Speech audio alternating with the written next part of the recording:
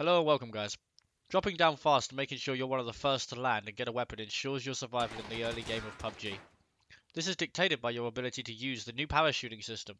Having decided to test what we already know, I can bring you a guide to landing first almost every time. This guide will allow you to understand the mechanics of the new parachuting system in a different way, so buckle up. First we need to mention the optimal diving speed. A lot of players query around the low 200s, but having tested many different speeds, the distance covered and the time it takes, I can tell you the best option for speed and distance while not sacrificing too much time. From the get-go, 200 kilometers an hour seemed to be the clear-cut winner, but from my tests of capturing the gameplay using the enhanced minimap, counting pixels, calculating their equivalent for in-game meters, and taking into account the time required to dive straight down to reach the maximum terminal velocity of 234 kilometers, I can bring you these results. Starting off, there were several factors that needed to be held in account. These are speed, final distance, time, speed in meters per second, time after removing the time it takes to reach the 234 kilometers an hour dive, and finally the distance at which we begin to dive. So first we tested the 200 kilometers an hour method. The results were as follows. The total distance covered was 669 meters in 21.53 seconds. This meant approximately 31 meters a second, but factoring in the dive, we could only manage 566 meters when diving just after 18 seconds. Not a bad result at all, but we're not here for not bad. We're here for one of the best methods. So I thought perhaps we could dive a little faster. Let's try 205 kilometers an hour. This ended up leveling out at 204, and so I just held out on 204 instead. As you can see, there's a huge difference in the distance we cover, but we are saving nearly 3 seconds of airtime. This would be a bit better, but since the plane moves faster, this doesn't work. Then perhaps it came down to smaller tweaks, perhaps even going slower than the mighty 200 kilometers an hour. Let's try 198 kilometers an hour. Wow, these results weren't bad. The speed in meters per second is almost identical, and there's only 1.5 seconds difference, so we're covering nearly an extra 70 meters. This was a great jump. But there's a bit of data missing. The middle of these two jumps, the 199 kilometer an hour jump. I had to test it. This was very similar to the previous jump. There's a few things that change, but it seems like a strong contender as well.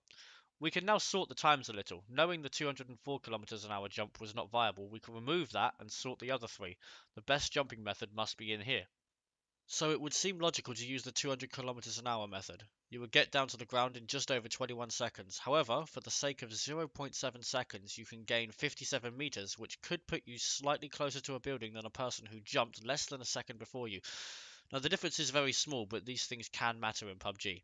Looking at the average speed in meters per second, 199 kilometers also wins the cake here due to the arc you fall at, giving you the best exchange of vertical and horizontal velocity. Looking at the time it takes to drop to the ground versus the distance you would gain, it is very clear that 198 has no place here. You're in the air for nearly a full second longer and only gain 4 meters, which can be made up for by running for less than a second. However, the distance over 200 the 199 has is a large factor, as this could result in you getting a gun and reloading it before an enemy who has landed 57 meters away has even got close to looting a weapon. It's very clear here that 199 kilometers an hour is the winner. As long as you know the exact moment you need to dive to achieve 234 kilometers an hour without sacrificing too much distance. You'll want to achieve 234 for less than half a second, if that. This is done by diving ever so slightly before 19 seconds passes from you exiting the plane. Now counting that would be nearly impossible and not too accurate, so I decided to measure the exact distance I would need to drop in pixels and take a screenshot of that, so I could put a little bit of tape on my monitor, not on the screen itself, for when I need to dive.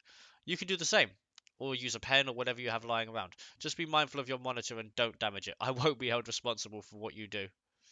This is a screenshot with the UI removed, allowing you to full screen the video and mark the points on your monitor.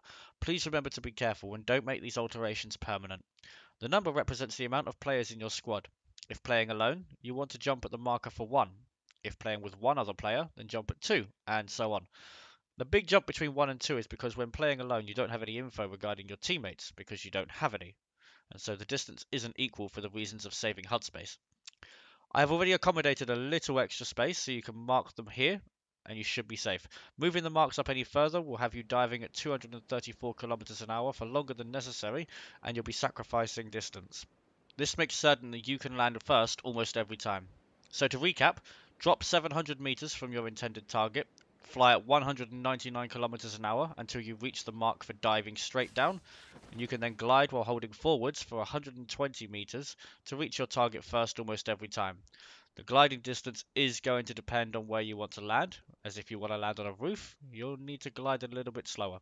As a final reminder, guys, there are a myriad of different ways to use the new parachuting system. I know it's likely someone will come up with a better solution, and I'll keep testing as well. But so far, I found this to be the most reliable for me. I hope this helps you get to the ground faster and start securing the early game in PUBG. Thanks for watching, guys, and I'll see you next time.